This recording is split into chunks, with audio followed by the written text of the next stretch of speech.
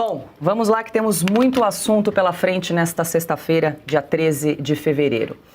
E a gente abre o programa, o noticiário, falando, claro, da reunião de ontem, porque após horas reunidos com os demais ministros do Supremo Tribunal Federal, o ministro Dias Toffoli, então, se afastou das investigações sobre o caso Master. A sessão reservada teve um forte tom político.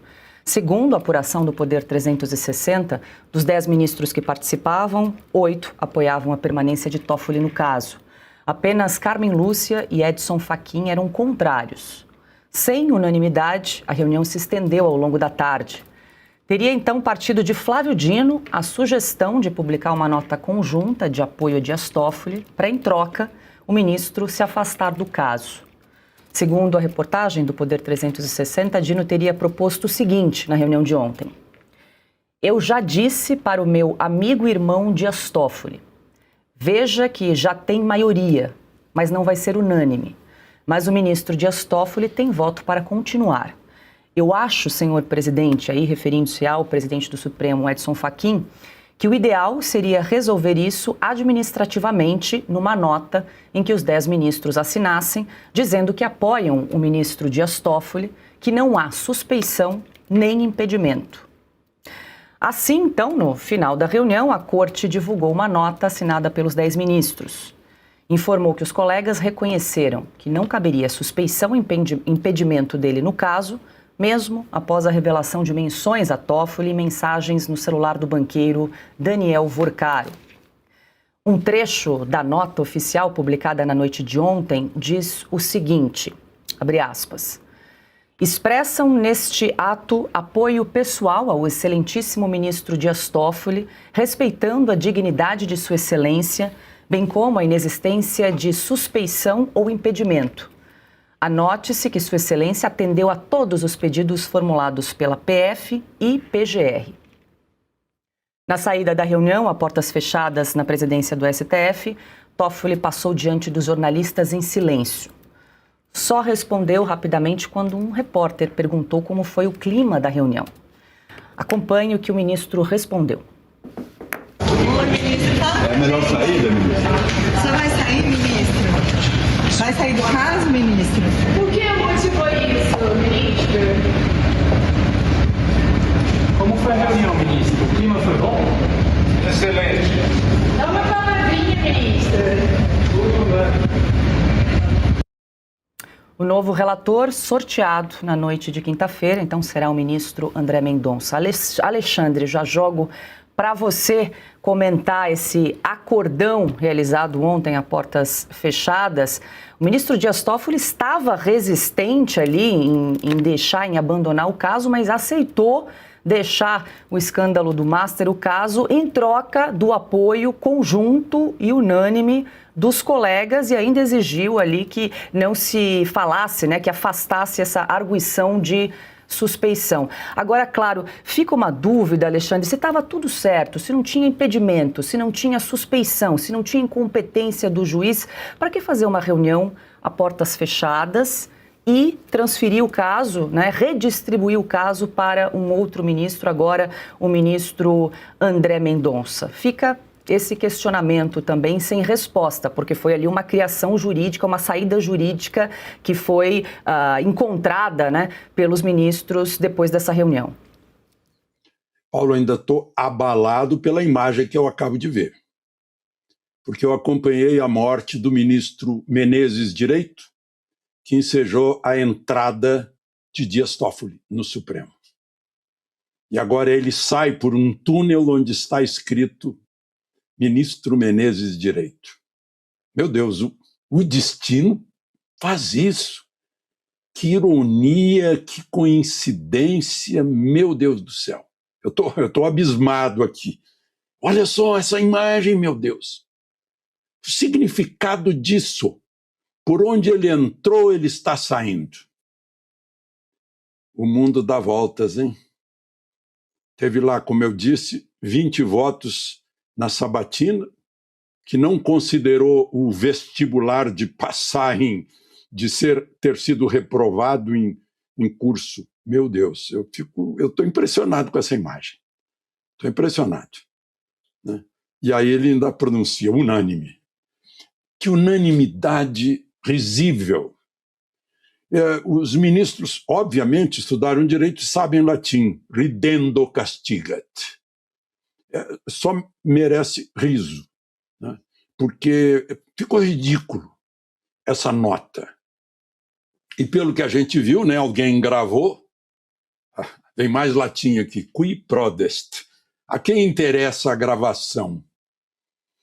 Quem gravou e distribuiu para mostrar que ele estava sendo elogiado lá dentro pelos outros ministros, por André Mendonça, pelo Nunes Marques, pelo Dino, que deu a solução, pelo Fux. Silêncio em Fachin e Carmen Lúcia. Óbvio, Fachin deu a missão para Carmen Lúcia de fazer um código de ética, de conduta. O código acaba de receber uma pá de cal com essa nota. Que ética e que conduta? Se estão endossando, para inglês ver, né? Porque como nós não somos acéfalos, a gente entende. Vamos, espírito de corpo. Nós temos que salvar o espírito de corpo, senão começa o efeito dominó. A gente já sabe quem é o seguinte. Um contrato com um master de 129 milhões é impossível de explicar, né, para a ética. E aí, então, sai essa nota afirmando que ele não está sob suspeição, não está impedido, ele que voluntariamente... Como assim voluntariamente? Onde é que está isso? Está no Código Civil? Não. Está no Código Penal? Não. Onde está? Tem lá no regimento interno, encontraram lá uma coisinha, mas isso aí não diz respeito a esse caso. É na condução de um processo. Essa história de ele cair fora assim, cair fora ele tem que se declarar impedido para cair fora. Mas ele, caindo fora assim, ele não quer, ele já tinha avisado antes. Então, gente, a única saída, pelo óbvio que todo mundo vê, que está cristalino, que contaminou o tribunal e contaminou de forma gravíssima. A única vacina, o único antibiótico é o julgamento político. E está escrito na Constituição que quem julga ministro do Supremo é o Senado. E mais uma vez está pesando sobre Alcolumbre, ainda que ele tenha lá o ex-tesoureiro de campanha no Instituto lá no Fundo de Previdência que investiu no Master, né, e que foi avisado. Que coisa estranha. Quando a polícia chegou na casa dele para fazer busca e apreensão, ele tinha saído às 6 da manhã. A polícia foi atrás do celular. Não, ele já tinha celular novo, porque o outro ele passou para um amigo. Uau! Está muito grave isso. Tem muita coisa para ser desvendada nisso aí. E, como a gente vê, né, tem até uma gravação feita numa reunião a portas fechadas, sem a presença de assessores, estavam só os ministros lá dentro. A Agatha Christie faz um romance policial para sugerir qual dos 11, né, gravou e passou para o Metrópolis. Gente, olha, se eu não tivesse já sabido de coisas que vêm de longe, eu não acreditaria que fossem fatos reais. Mas aí estão. E essa nota confirma, tem a mesma força do contrato com o Master de 129 milhões, que os assuntos de Toffoli com o cunhado de Vorcaro, com o advogado da JIS, cuja multa ele liberou. Meu Deus do céu. Como eu disse, como eu escrevi no artigo, Santa Cristalina. Está tudo tão cristalino.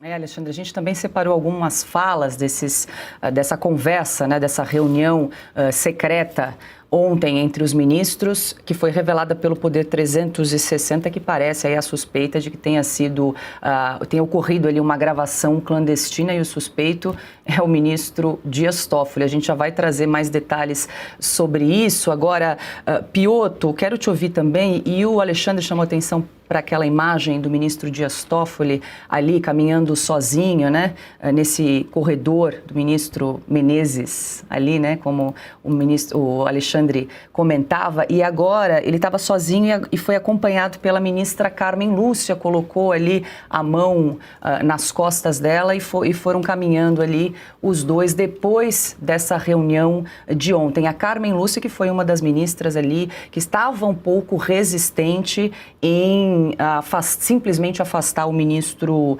Dias Toffoli, né? Porque é o que disse o Alexandre, não dá simplesmente para cair fora. Um juiz não pode se recusar a julgar um caso fora das hipóteses legais. Se ele sai de um caso, ele tem que justificar legalmente, seja por impedimento, seja por suspeição ou por incompetência.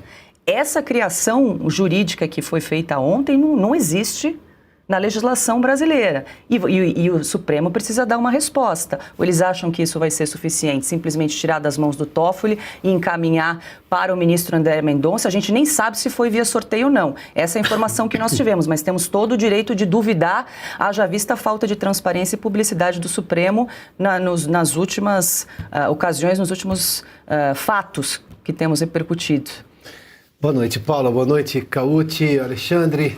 Ana, querida, Ana, carpe diem, Ana, feliz aniversário a todos que nos acompanham também, boa noite. Paulo, me junto a você, o que já disse também o Alexandre. Agora, veja só, tomando pelo valor de face do que reporta o Poder 360, a sugestão dessa criação jurídica, uma gentileza que você fez, e eu estou me juntando a você também, veio de quem? Do primeiro comunista do Supremo. Lá na 7ª série, quando um professor estava explicando as diferenças fundamentais entre o capitalismo e o comunismo à época, enfim, entre regimes democráticos e o socialismo, essas coisas todas, é que as regras de uma democracia são conhecidas por todos. As regras de um regime socialista, comunista, só são válidas para alguns, porque alguns decidem para quem vale e para quem não vale. Ou seja, permite-se qualquer coisa, não há necessidade de previsão legal, basta que cheguem a um acordo. Se foi proposta pelo Dino, como diz a reportagem, bom, nós temos um exemplo prático disso. Acho que o Alexandre foi aos pontos ali, talvez a Carmen Lúcia não tenha dito isso, mas tenha tentado dizer ao ministro Toffoli perder o Playboy, porque a situação do Toffoli está absolutamente insustentável há muito tempo. As evidências, os erros que ele cometeu, alguns erros são assim, dignos de quem não passou realmente no teste para a magistratura. A hora que ele determina uma cariação sem antes ter havido divergência em depoimentos, como é que você faz uma cariação? Ele fez isso no final do ano passado. Ele determinou uma cariação entre as partes sem antes ouvi-las e, obviamente, colher ali divergências que chamavam a atenção do ponto de dizer, olha, alguém está mentindo nessa história, vou promover uma cariação. Não, ele mandou fazer uma cariação, voltou atrás. Ou seja, se do ponto de vista técnico já era uma condução, na condição de relator desse inquérito completamente, de presidente do inquérito completamente equivocada, sem pé nem cabeça, do ponto de vista ético, com todas as revelações que foram se sucedendo, aí tornou-se completamente insustentável. Ele estava discutindo com a Polícia Federal, ontem nós tocamos esse ponto aqui, já deixou claro que não confiava no Toffoli. Agora, se uma organização de Estado não confia no ministro do Supremo e recorre ao presidente da Corte para dizer, olha, agora citou o ministro, eu não sei mais o que fazer, eu vou entregar para ele, porque, pela lógica da polícia, ela tem que preservar as provas ao máximo, para o bem da investigação. Quando ela percebe que o ministro, e tudo indica que foi isso que aconteceu, porque não há outra explicação, como é que eu vou entregar para um acusado ou para um citado provas que o incriminam, ou que teoricamente o incriminam? Aí recorre ao Fachin, que a hora que viu, me parece, foi tão grave. Daí, como inventar de um ministro que disse que não iria sair, que não ia se declarar impedido, que não ia dizer absolutamente nada e ia se manter no cargo? Bom, inventaram esta coisa proposta, segundo a matéria do Poder 360, pelo Flávio Dino. O Supremo não é só fonte de insegurança jurídica, a maior fonte de segurança jurídica do país. Ele é fonte de qualquer abuso e arbitrariedade hoje na lei brasileira, no que se chama, para usar um termo técnico que eles adoram usar, no ordenamento jurídico brasileiro. Eles criam soluções para problemas que jamais deveriam existir se os ministros tivessem reputação ilibada e notável saber jurídico, mas criam coisas ou seja, soluções para problemas que não deveriam existir. E aí nós estamos falando o quê? De um Supremo fora da lei. Se a principal, ou melhor, se a maior e mais importante corte do país, a Suprema Corte Brasileira, está fora da lei, o que esperar a partir de então? Mas isso não começou hoje, hein?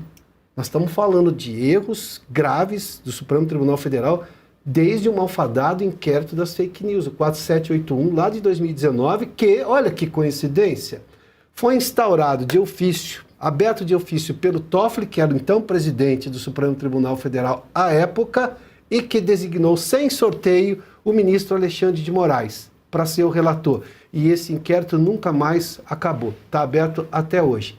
Detalhe, o próprio Alexandre de Moraes, segundo matéria do Poder 360, foi o primeiro a declarar voto a favor do Toffoli.